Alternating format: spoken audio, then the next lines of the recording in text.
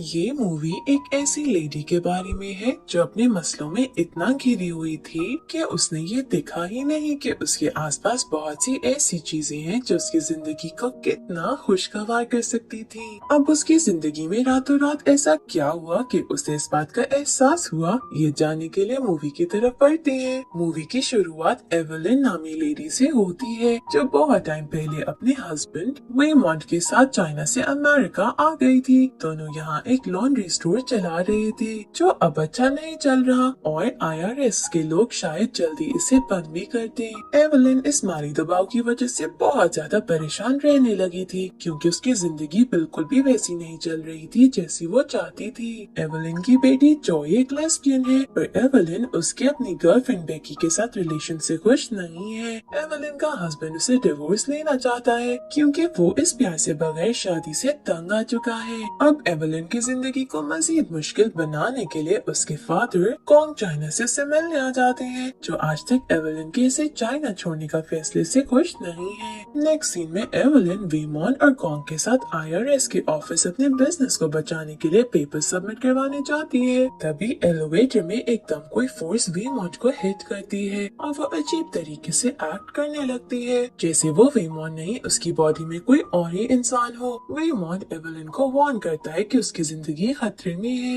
वो एवेलिन को एक पेपर पे कुछ चीजें लिख के देता है पर वो डिटेल में एवेलिन को सब नहीं बता सकता था क्योंकि जल्द ही असली वेमॉन्ट वापस आ सकता था, इसलिए वो बस एवेलिन को एक हैंडसेट देता है। अब वेमॉन्ट तो नॉर्मल हो जाता है पर एवेलिन का हैंडसेट काम करने पे उसके साथ अजीब होने लगता है। एकदम उसके सामने उसकी जिंदगी का विजन चलने लगता है जिसमें वो अपने जन्म से लेके चाइना छोड़ना और अपनी बेटी की बर्थ के बाद अपनी और वेमॉन्ट के बीच आने वाली दूरियां सब देखती है। इस विजन के खत्म होते ही सब नॉर्मल हो जाता है। वेमॉन्ट बिल्कुल पहले जैसा एक्ट कर रहा होता है पर एवेलिन के लिए ये सब समझना और एक्सेप्ट करना मुश्किल हो रहा था। खैर इस सब को साइड पे रख के एवेलिन IRS इंस्पेक्टर डेट्रे से मिलने चली जाती है जो उनके पैसों के ऐसे फजूल इस्तेमाल से खुश नहीं थी और उन्हें वार्न करती है कि जल्दी उनकी शॉप बंद हो जाएगी। पर इस सब के बारे में फिक्रमंद होने के बजाय एवेलिन तो बस एलिवेटर में होने वाले हादसे के बारे में सोच रही थी। तभी उसे उस पेपर का ख्याल आता है जो उसे उस अजीब वेमॉन्ट ने दिया था। एवेलिन उस पेपर पर लिखी इंस्ट्रक्शंस को फॉलो करते हुए अपने शूज को उल्टे पाँव में पहनती है, फिर खुद को काम करते हुए एक रूम में इमेजिन करती है। ऐसा करते ही उसकी पूरी जिंदगी उलट पुलट हो जाती है। वो वहीं बैठे हुए खुद को किसी और रूम में फील कर पा रही थी, यानी वो एक टाइम में दो जगह पे मौजूद थी और वहाँ उसके साथ एक अलग वेमॉन्ट भी था। ऐसे जैसे बैठे बैठे उसके पास कोई जादुई शक्तियाँ आ गई हों। वहाँ वो दूसरा वेमॉन्ट एवेलिन को सब एक्सप्लेन करता है और बताता है कि इस दुनिया में सिर्फ एक यूनिवर्स नहीं बल्कि बहुत सी यूनिवर्स हैं जिन्हें मल्टी यूनिवर्स कहा जाता है। इंसान की चॉइसेस की वजह से हर बारी एक अलग यूनिवर्स बन जाता है जहाँ वो इंसान अपनी उन चॉइसेस के साथ जिंदगी गुजारता है और हर यूनिवर्स में वो एक बिल्कुल अलग इंसान यहाँ तक कि क्रीचर भी हो सकता है। अब ये वाला वेमॉन्ट अल्फा यूनिवर्स से आया है जो एवेलिन को बताता है कि अल्फा यूनिवर्स को अल्फा एवेलिन लीड कर रही थी जो कि उस यूनिवर्स में एक बहुत ही कमाल साइंटिस्ट थी। उसने एक वर्स जंपिंग नाम का डिवाइस बनाया जिसकी मदद से अपने यूनिवर्स में होके भी इंसान किसी और यूनिवर्स से अपने वर्जन का माइंड कंट्रोल कर सकता है, यहाँ तक कि उसकी शक्तियाँ ये ताकत भी ले सकता है। इसी तरीके को इस्तेमाल करते हुए अल्फा वेमॉन्ट इस यूनिवर्स के वेमॉन्ट की बॉडी में आया है ताकि एवेलिन को आने वाले खतरे के बारे में बता सके क्योंकि मल्टीवर्स तबाह होने के रिस्क पे है और उसकी वजह और कोई नहीं बल्कि इन्हीं की बेटी जॉय है। अल्फा एवेलिन ने अपनी सारी अकल लगाते हुए एक ऐसा नेटवर्क बनाया जिसकी मदद से अल्फा जॉय को ये पावर मिली कि वो एक ही वक्त में बहुत सी यूनिवर्स में जाकर नॉलेज जमा कर सके। उससे जॉय ने कुछ अच्छा नहीं सीखा। इस सबसे तंग आके उसने अपना दो खत्म करने के लिए एक ब्लैक होल बनाया जिसका नाम उसने एवरीथिंग पेजर ब्लैक होल रखा। वो इस होल की मदद से सारे मल्टीवर्स को अंदर सक करके खत्म करना चाहती है ताकि दुनिया में सुकून आ सके। अब जो जॉय को रोक सकता है वो सिर्फ और सिर्फ उसकी मदर एवेलिन है। यही वजह है कि जॉय अलग अलग यूनिवर्स में जाके अपनी मदर को मार रही है ताकि अपने मिशन को पूरा करने से उसे कोई ना रोक सके। इस सब में वो बहुत हद तक कामयाब भी हो चुकी है क्योंकि उसने अर्थ के अलावा सारे यूनिवर्स से एवेलिन को मार डाला है और अब वो यहाँ आके अपनी आखिरी खतरे को खत्म करना चाहती है। इसीलिए उससे पहले अल्फा वेमॉन्ट ने आके एवेलिन को वार्न कर दिया। इस यूनिवर्स की एवेलिन ने अभी तक जिंदगी कहानी में कुछ भी नहीं किया जैसे कि उसके वर्जन ने दूसरे यूनिवर्स में किया है। ये एवेलिन सबसे सैड और नाकामयाब है। यही वजह है कि वेमॉन्ट को लगता है यही जॉय को रोक के मल्टीवर्स को बचा सकती है। अल्फा जॉय किसी भी बड़े विलन से कम नहीं और वो अपने बहुत से सोल्जर एवेलिन को मारने के लिए भेज चुकी है। इसीलिए वेमॉन्ट एवेलिन को फौरन लड़ाई सीखने को कहता है। एवेलिन का कोई वर्जन किसी यूनिवर्स में कराटे मास्टर भी है। अब बस एवेलिन को ये करना है कि उससे कनेक्ट हो जाए, तब वो फौरन कराटे करना सीख लेगी। जॉय के सोल्जर्स इन लोगों पे हमला कर देते हैं। वेमॉन्ट एवेलिन को बचाने के लिए उनसे लड़ाई शुरू कर देता है और उन्हें टक्कर का कंपटीशन देने की कोशिश करता है। उसकी मदद के लिए IRS इंस्पेक्टर डेड्रे भी अल्फा यूनिवर्स से कनेक्ट करके आ जाती है। सीन्स एवेलिन पे शिफ्ट हो जाती है, जो कराटे एक्सपर्ट एवेलिन को ढूंढने के लिए दूसरे यूनिवर्स से कनेक्ट करने की कोशिश करती है। इस तलाश में वो गलती से दूसरे यूनिवर्स में पहुंच के देखती है कि फ्यूचर में वो और वेमॉन्ट डिवोर्स लेने वाली है। पर इस सब की वजह से सैड होने के बजाय वो वापस कराटे एक्सपर्ट वेमॉन्ट को ढूंढने लगती है। आखिर इस यूनिवर्स में पहुंच जाती है, जहाँ उसे पता चलता है कि वो कराटे एक्सपर्ट तब बनी जब उसने वेमॉन्ट के साथ चाइना छोड़ के जाने से इनकार कर दिया। उसके बाद उसने ट्रेनिंग शुरू की।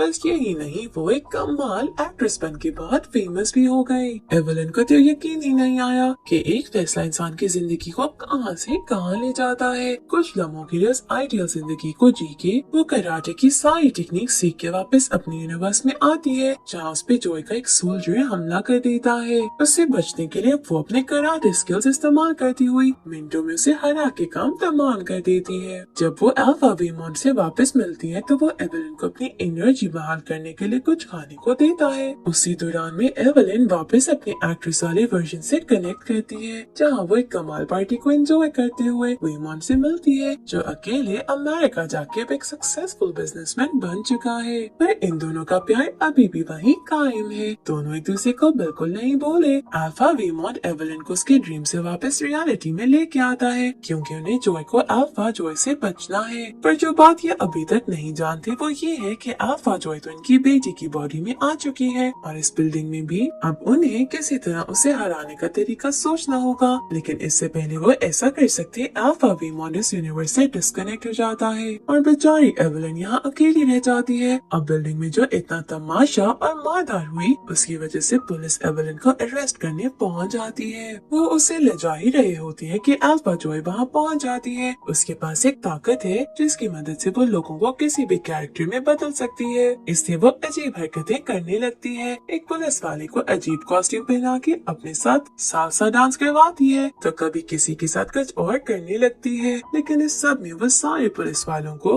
रास्ते से हटा के अब एवेलिन की तरफ बढ़ जाती है। वो एवेलिन को मारने ही वाली होती है कि एवेलिन किसी तरह दूसरे यूनिवर्स में पहुंचती है ताकि मजीद फाइटिंग स्किल्स सीख सके। पर गलती से वो एक ऐसे यूनिवर्स में चली जाती है जहाँ लोगों की उंगलियों की जगह हॉट डॉग्स हैं। इस यूनिवर्स में वो डेड्रे के साथ लेस्बियन रिलेशन में है और अजीब बात ये है कि दोनों को ऐसी मूवीज देखने का शौक है जिसमें लोग एक दूसरे के फिंगर्स को खा रहे हों। इस चक्कर में वो बस एक अलग यूनिवर्स में अजीब एक्सपीरियंस करती कोई फाइटिंग स्किल्स नहीं सीख पाती। पर जनाब, अब कुछ बात ऐसी है कि मूवी की हीरोइन को थोड़ी कुछ हो सकता है, इसलिए उसका हीरो आखिरी मोमेंट पे एक मजेदार सी एंट्री देते हुए अपनी हीरोइन को विलन से बचाते हुए भाग निकलता है, जिसके बाद एकदम से सारे अल्फाज गायब हो जाते हैं और एवेलिन अकेली रह जाती है। वो वेमॉन्ट और जॉय को सारी चीजें समझाने की कोशिश भी करती है, पर उन दोनों को कुछ याद नहीं था। इससे वो सिर्फ एवेलिन की बातों को मजाक समझते हुए ये सोचते हैं कि टेंशन की वजह से एवेलिन के दिमाग पे असर होने लगा है। वहीं सीन्स अल्फा जॉय पे शिफ्ट होते हैं, जो अपने बुरे कामों से रुकी नहीं थी और लोगों के दिमाग खराब करते हुए अपनी सोल्जर्स की टीम बनने में मसरूफ थी। वो इन सोल्जर्स की मदद से एवेलिन की फैमिली पे हमला करवाती है, पर इस बार एवेलिन से डरने के बजाय लड़ने के तरीके ढूंढने के लिए हर तरह की नॉलेज जमा करने के लिए अपने मुख्तलिफ वर्जन से मिलने के लिए अलग अलग यूनिवर्स में जाती है। इसी दौरान में वो खुद को एक blind woman, singer, cook, actress, street dancer,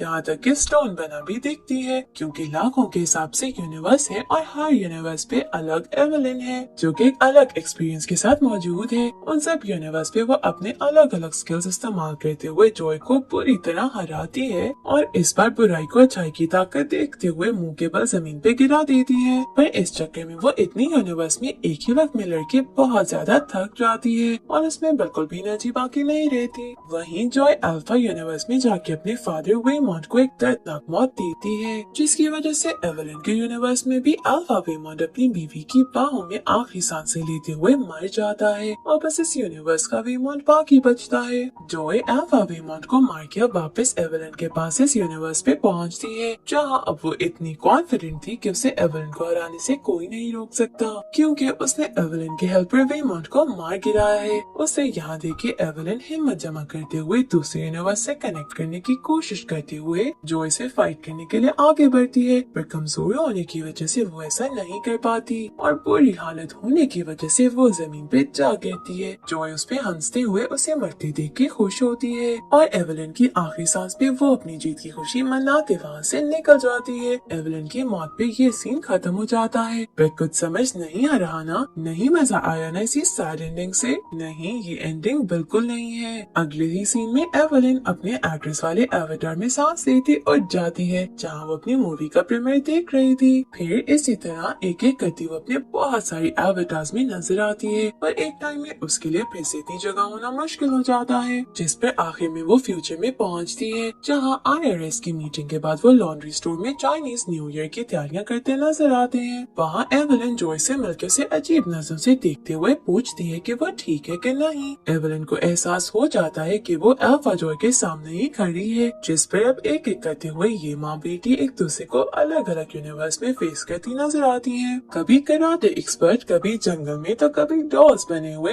यहाँ तक कि स्टोन्स की हालत में भी। इस सारे सिलसिले में एवेलिन भी उसी प्रोसेस से गुजरती है जिसने जॉय को इविल बना दिया, और इस सारे सिलसिले में एवेलिन को भी एहसास होता है कि इस दुनिया में सब बेमायनी है। वो किसी भी लाइफ में क्यों ना हो, एक या दूसरी तरह उसकी लाइफ मिजरेबल ही है। कोई ना कोई चीज उसके लिए हर यूनिवर्स में दुख की वजह बन ही जाता है। तो फिर इस जिंदगी का क्या मतलब है? तभी एवेलिन को एहसास होता है कि उसकी बेटी अपनी जिंदगी खत्म क्यों करना चाहती है। ये सब देखते हुए एवेलिन भी अपनी बेटी को फॉलो करते उसके साथ ब्लैक होल में जाके अपनी जिंदगी खत्म करने का फैसला करती है। लेकिन जैसे ही एवेलिन होल में जाने लगती है, वो 1 मिनट रुक के अपनी लाइफ पे फोकस करती है। सीन्स फ्यूचर एवेलिन पे शिफ्ट होती है, जहाँ टैक्स फ्रॉड की वजह से पुलिस उसे अरेस्ट करने आई थी। पुलिस उसे ले जाने ही वाली थी कि वेमॉन्ट अपनी वाइफ के लिए फाइट करता किसी तरह उसके अरेस्ट को आगे करवा लेता है और सबूत लेके आने का वादा करता है। पुलिस के जाने के बाद वो एवेलिन के पास आके उसे यकीन दिलाता है कि वो अपनी आखिरी सांस तक एवेलिन के साथ है और उसके लिए फाइट करेगा। इस पॉइंट पे एवेलिन को एहसास होता है कि जिंदगी गुजारने के लिए छोटी छोटी खुशियाँ और प्यार करने वाले लोग ही काफी हैं। ये चीजें ही इंसान की जिंदगी को खुशगवार और खूबसूरत बनाती हैं। इसी तरह एक एक करके हम एवेलिन को दूसरे यूनिवर्स में भी देखते हैं, जहाँ ऐसी मुश्किलों के बाद वो कोई न कोई जीने या खुश रहने की वजह ढूंढ लेती है, जो आखिर में उसके रिश्तों की वजह से है। ये सब देखते हुए एवेलिन खुश होती वेमॉन्ट को हक करती है और इविल जॉय के साथ होल में जाने से मना कर देती है, पर उसकी आंखें खुलना काफी नहीं था।